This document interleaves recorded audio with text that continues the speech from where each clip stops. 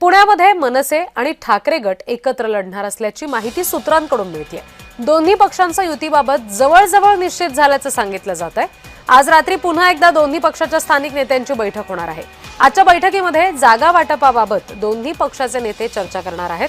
कोणत्या पक्षाने किती जागा लढायच्या याबाबत आजच्या बैठकीमध्ये चर्चा होणार असून लवकरच निर्णय होण्याची सुद्धा शक्यता आहे।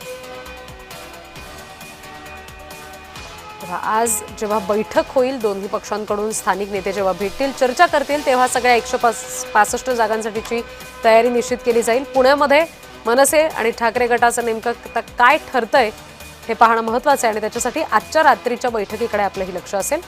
दोन्ही पक्ष पुण्यामध्ये महानगरपालिका एकत्र लढतायत का, त्यासाठी बैठकीमध्ये नेमकं काय ठरतंय, दोन्ही पक्षाचे स्थानिक नेते या संदर्भात काय ठोस निर्णय घेत आहेत हे पाहणं महत्त्वाचं आहे।